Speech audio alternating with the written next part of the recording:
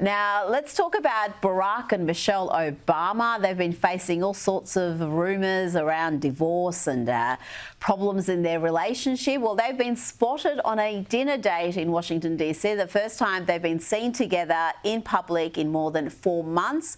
And this comes as Michelle finally revealed why she didn't attend Donald Trump's inauguration with her husband. She claims that her absence was an example for young women out there to start practicing different strategies for saying no. I mean, okay, Kinsey, she also wasn't there for Jimmy Carter's funeral. Was that also a message to young women to start practicing different strategies to say no? Yeah, this sounds more like an attempt for Michelle Obama to rewrite history, similar to Meghan Markle's podcast. There's not enough interest or reach for Michelle to change this pre-existing perception with her podcast. What we witnessed in Michelle not attending President Trump's inauguration wasn't a unique act of bravery or a new strategy. It was a pity party. She didn't get her way. Don't try to give your meltdown a deeper meaning. Now, Justin Bieber's disturbing antics at Coachella have fueled concerns over his mental health. One of his longtime friends, Ryan Good, has told TMZ that he now believes the singer is in a cult. Kinsey, we're seeing all this footage of him where he seems to be over-refreshed, affected by something. Should fans be concerned? He certainly doesn't look healthy.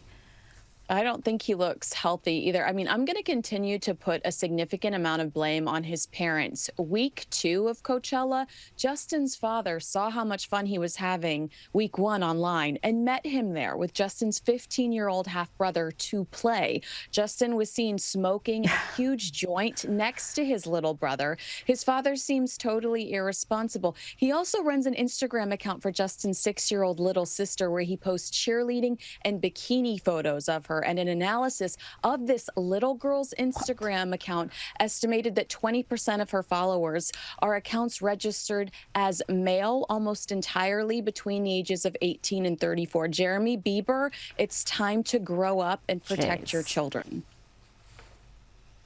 That is disturbing. I mean, why would you be sharing content like that of a 6-year-old child? That is...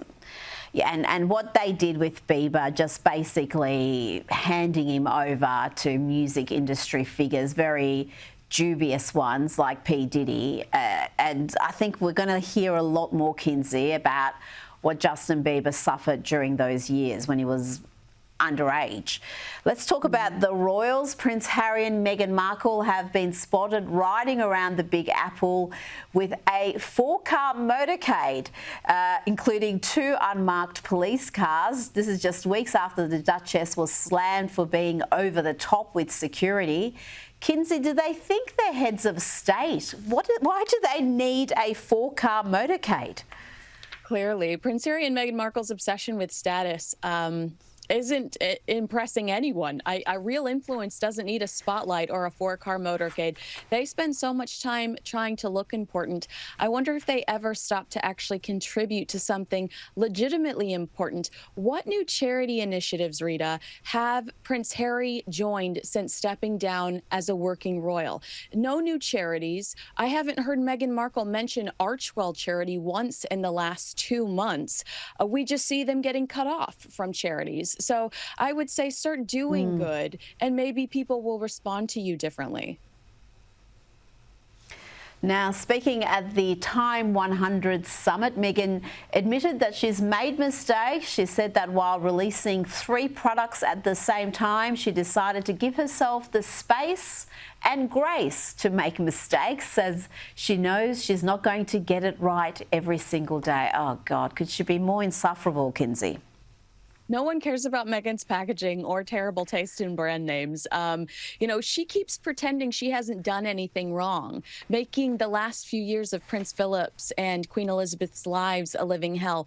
Her silence on such cruelty speaks volumes. And while she may not take responsibility, the consequences have found her anyway. People don't like her. So she can, you know, try to act humble and try to act like she's, you know, taking some responsibility with quote unquote mistakes. Acknowledge the hurt you caused to the British royal family.